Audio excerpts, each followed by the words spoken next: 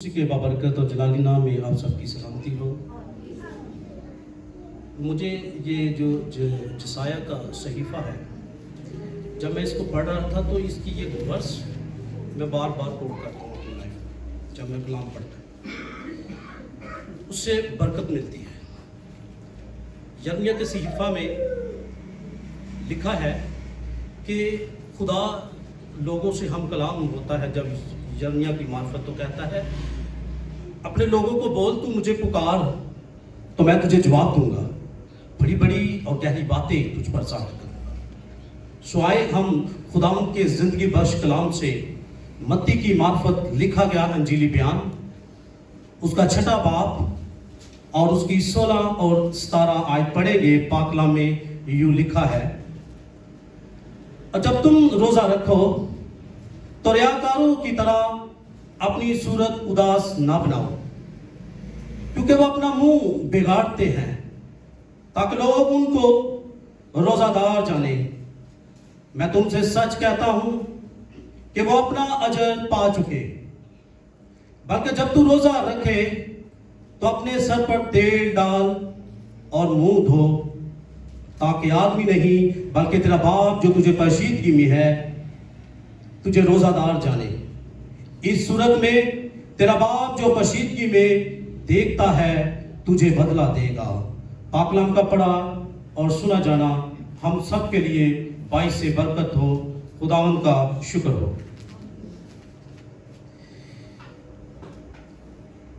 ہم نے نا ابھی ایک گیت گا رہے تھے، تیری جڑا زخم پہچانے تیری قدر ہو جانے۔ تو آپ سب اس کی قدر جانتے ہیں، قدر ہے تو آپ بیٹھے ہیں کہ وہ ہمارا نجات دہندہ ہے، ہم اس پر ایمان لاتے ہیں تو ہمیشہ کی زندگی پاتے ہیں۔ تو مبارک ہیں آپ سب۔ روزوں کے ایام چل رہے ہیں۔ میں نے پاش صاحب سے ریکویسٹ کی تھی کہ مجھے یہاں آپ روزے کے بارے میں کافی ٹیچ کر رہے ہیں، ہم نے روزے کے بارے میں بہت کچھ سیکھ رہے ہیں آپ سے، تو میں یہاں کچھ نیا اپنے لیے، اپنی بہن بھائیوں کے لیے کوئی نیا ہو، کوئی اچھی بات اور ہو، تو انہوں نے کہا روزوں کے بارے میں ہی بیان کرنا ہے۔ تو میں روزوں کے بارے میں، ہم خدا کے خادم پاسٹر الیاس بھٹی صاحب سے جو ہمیں روزوں کے بارے میں سکھا رہے ہیں، سمجھا رہے ہیں، ٹیچ کر رہے ہیں، ہم بہت کچھ سیکھ رہے ہیں اور میں بھی ان سے بہت کچھ سیکھ رہا ہوں۔ گائے بگائے یہ مختلف جگہ پر جا رہے ہیں اور فاسٹنگ کی، روزے کے بارے میں ٹیچنگ کر رہے ہیں، مختلف چینلز میں جا کر اس کی پریچنگ کر رہے ہیں۔ تو خداوند ان کو بڑی برکت دے۔ ایک بار اپنے خادم کے لیے زوردار تالیاں بجائیں، کیونکہ آپ کا خادم آپ کے لیے بیدار آپ کو رکھتا ہے، آپ کے لیے سرگرم رہتا ہے، تاکہ کلیسیا کو گائے بگائے اچھے سے اچھے میسیج، اچھے سے اچھا پیغام، روحانی خوراک دی جائے، تاکہ ہم روحانی اعتبار سے مضبوط رہیں۔ روزوں کا سلسلہ چل رہا ہے اور روزوں کے بارے میں آپ سیکھ رہے ہیں۔ میں بھی ان میں سے کچھ چند باتیں آپ سے شیئر کروں گا۔ روزہ مسیح زندگی میں بہت اہم ہے۔ روزہ جو ہے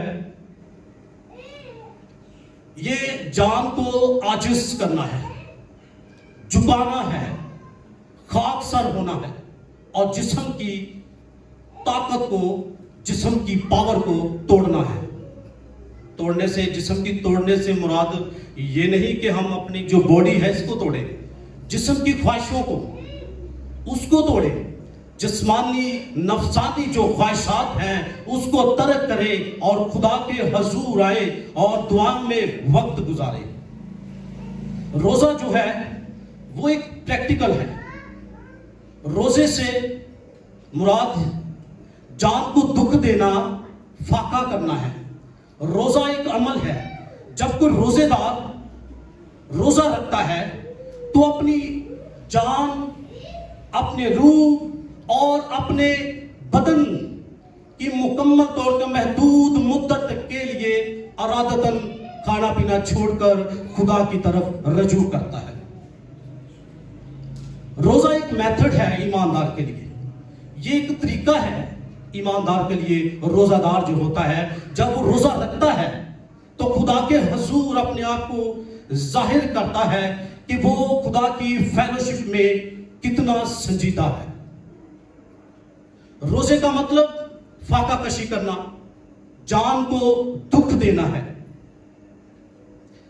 جیسے کہ روزے کے بارے میں بائبل مقدس بیان کرتی ہے کہ روزہ ایک عبادت ہے جس میں روزے دار محدود مدت کے لیے اپنا کھانا پینا چھوڑ دیتا ہے، بلکہ ہر چیز سے، کھانے پینے والی سے گریز کرتا ہے اور دنیا داری کی فکروں سے ہٹ کر اپنا دھیان، اپنا گیان خدا کی طرف لگا لیتا ہے۔ روزے کا مطلب کھانے پینے سے پرہیز کرنا، خوراک سے اجتناب کرنا، ان سب باتوں میں فاقہ کشی اور جان کو دکھ دینا اس کا مطلب ہے۔ روزے کا مطلب یہ ضرور ہے کہ خوراک سے اجتناب کیا جائے، لیکن بائبل مقدس روزے کے بارے میں ایک دورانیہ بھی بیان کرتی ہے۔ جیسے بنی اسرائیل قوم کو خدا نے حکم دیا کہ ایک شام سے لے کر دوسری شام تک بھوک اور پیاس میں جان کو دکھ دے،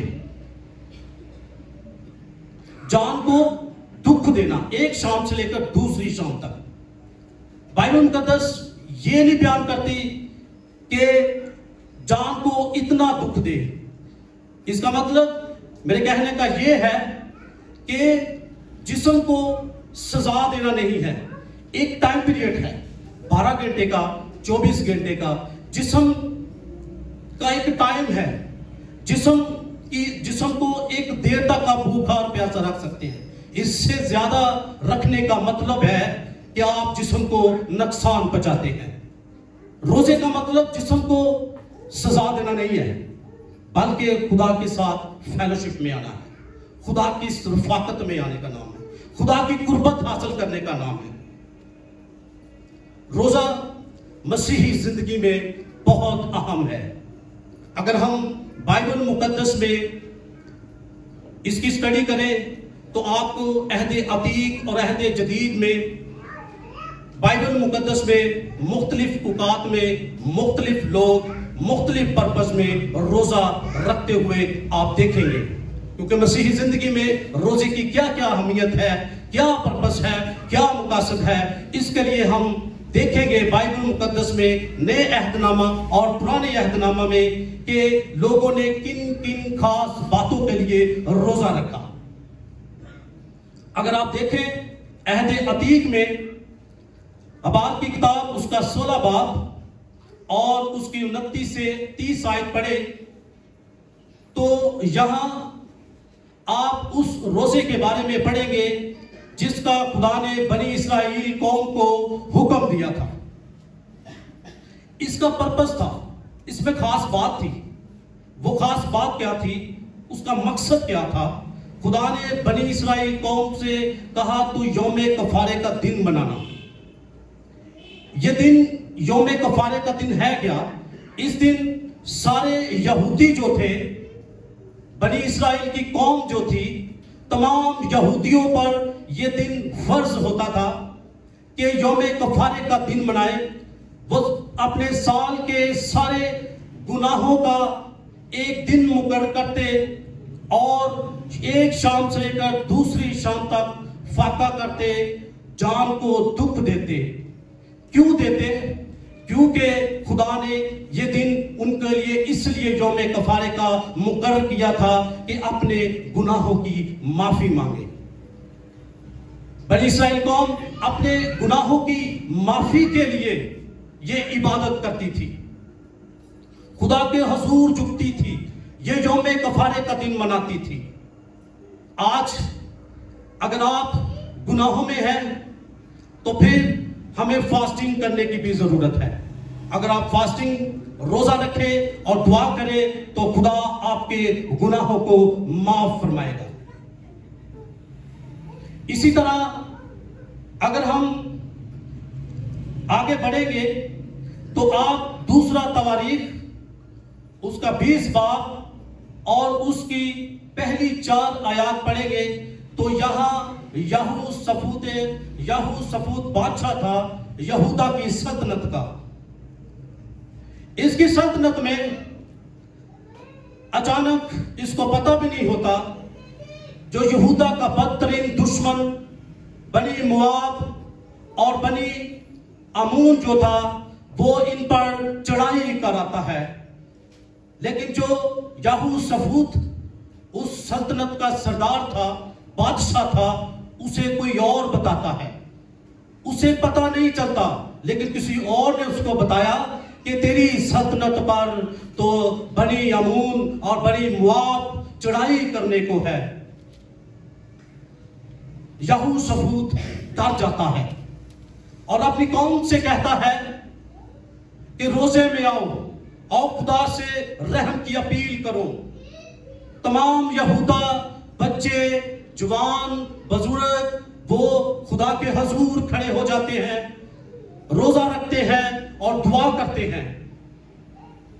اور یہاں ان کے بیچ ایک شخص ہوتا ہے یزابیل. اس پر خدا کا روح نازل ہوتا ہے اور خدا کا روح سے کہتا ہے اب تو یہوسفوت سے بول، مت ڈر، خوف نہ کھا، میں تیرے ساتھ ہوں. اب یہ جنگ تیری نہیں بلکہ میری جنگ ہے.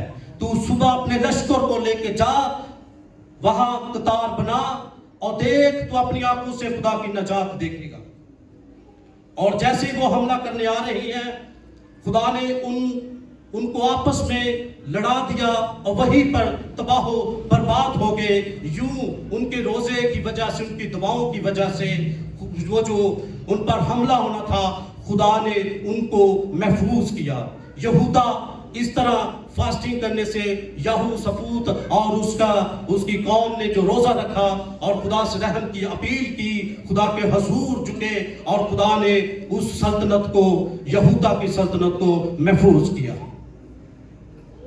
آج آپ کی زندگی میں پرابلمز آ رہی ہیں، کرائسس آ رہے ہیں، اچانک آپ کی زندگی میں آفتیں، پریشانیاں، دکھ اور تکلیف آ جاتی ہے. تو میرے بھائی، میرے بہن، خدا کے حضور جھک جائیں، خدا کے حضور فاسٹنگ میں آ جائیں، روزہ رکھیں، خدا سے رحم مانگیں. خدا آپ کو محفوظ کرے گا، خدا آپ کو بچائے گا. جس طرح خدا نے یہوسفوت اور اس کی قوم کو بچایا، محفوظ کیا، خدا آج بھی آپ کو ضرور بچائے گا. پرانے عہد نامہ میں جتنی بھی جنگیں ہوتی یہ جسمانی جنگیں تھی. خدا ان کے ساتھ تھا، خدا ان کو فتح یابی دیتا تھا. اگر آپ بھی فتح یابی چاہتے ہیں تو روزے میں ٹھہرے، دعا میں آئے. آج خدا جسمانی نہیں بلکہ خدا ہمارا روحانی جنگیں لڑے گا ہمارے لیے. آپ کا سب سے بڑا دشمن جو ہمارے پیچھے کھڑا ہے، جو ڈارک کنگڈم ہے، جس کی بیڈ سپیرٹ ہے، جو ہمارے پیچھے ہے، جس کی بیڈ سپیرٹ ہمارے لیے پرابلمز کھڑی کر رہی ہے، کرائسس پیدا کرتا ہے، جو اچانک آپ کو آزماتا ہے، آپ پر آزمائشیں بھیجتا ہے، آفتیں بھیجتا ہے. جب آپ خدا کو پکاریں گے، آپ فاسٹنگ میں آئیں گے، سجدے میں آ جائیں گے، خدا کے حضور خاکسار ہو جائیں گے، تو یہ آپ سے دور بھاگ جائے گا. اسی طرح ہم آگے بڑھے تو نینوا شہر، یونا نبی اس کا پہلا باب اور اس کی 8 آیات پڑھے تو یہاں خدا نے نینوا شہر کو اس کی بدی دیکھی اور خدا نے کہا میں تیری بدی کی وجہ سے اس شہر کو تباہ کر دوں گا. خدا نے نینوا کو تباہ کرنے کے لیے یونا نبی کی معرفت کلام کیا کہ جا ان لوگوں کو بتا کہ ان کی بدی کی وجہ سے 40 دن کے بعد میں اس شہر کو تباہ کر دوں گا. یونا نبی نے خدا کا جو پیغام تھا وہ شہر کو، ان کے لوگوں کو دیا. اور جیسے ہی ان لوگوں نے اس پیغام کو سنا انہوں نے توبہ کی اور خدا کے حضور نہ صرف بادشاہ بلکہ شہر کے سب لوگ ایون کے جانور تک روزے میں آئے اور خدا کے حضور گرے اور خدا سے کہا ہم پر رحم کر، ہمیں معاف کر، ہم پر یہ جو تباہی آنے والی ہمیں اس سے بچا. تو خدا نے ان کا پریکٹیکل دیکھا، خدا نے ان کو دیکھا کہ وہ میرے حضور جھک گئے ہیں، تو خدا نے اپنا ارادہ تبدیل کر لیا، تو خدا نے ان کو محفوظ کیا۔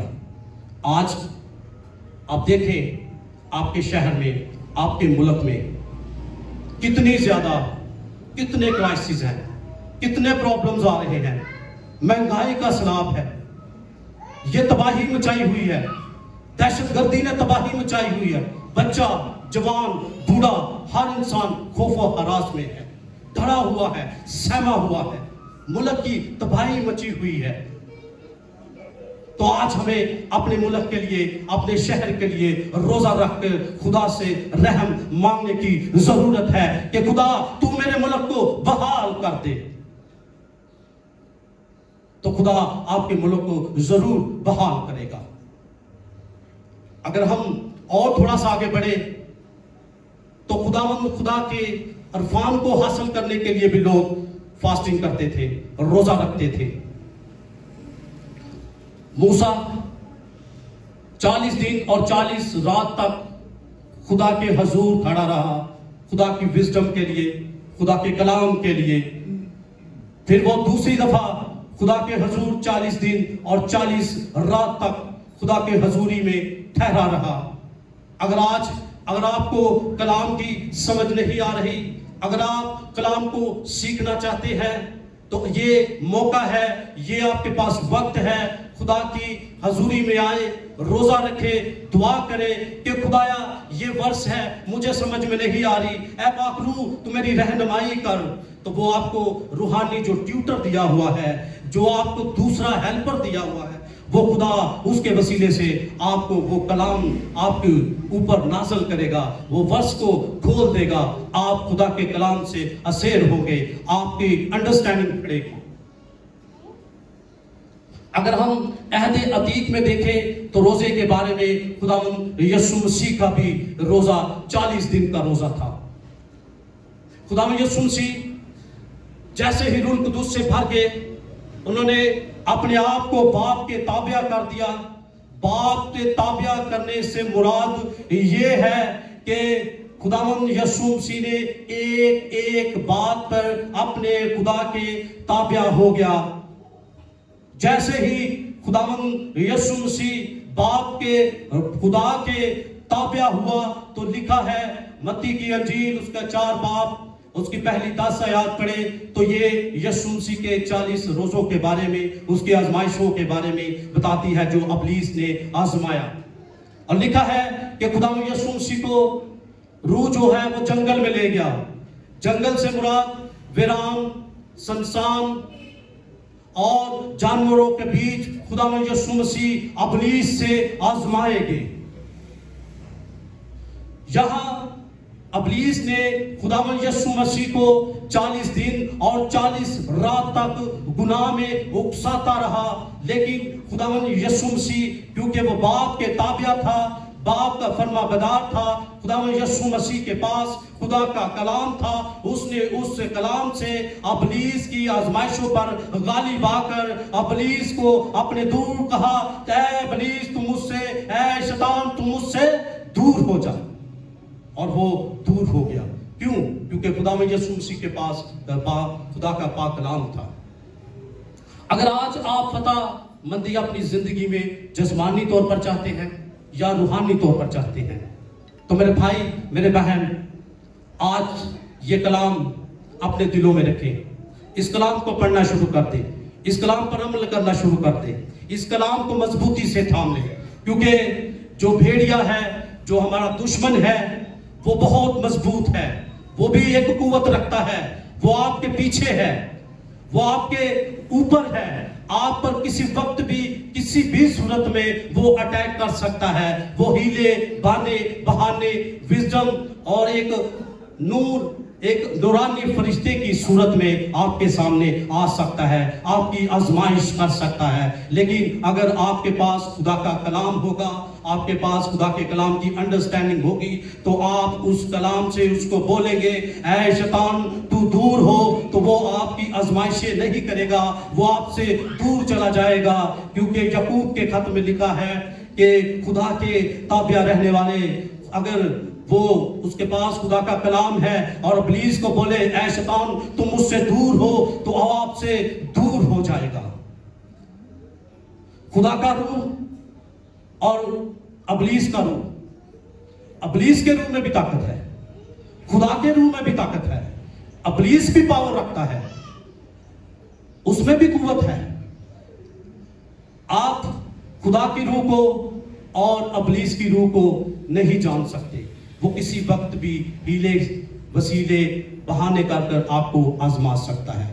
اگر آپ نے خدا کے روح کو اور ابلیس کی روح کو, مخالف مسیح کی روح کو جج کرنا ہے, آپ کہتے ہیں کہ میں دیکھنا چاہتا ہوں یا دیکھنا چاہتی ہوں کہ خدا کا روح اور ابلیس کا روح کا فرق کیا ہے, تو یوحنا کا پہلا خط اس کا 4 باب اور اس کی 3 آیات پڑھے تو وہاں آپ کو مخالف مسیح اور خدا کے روح کا صاف صاف پتہ چل جائے گا.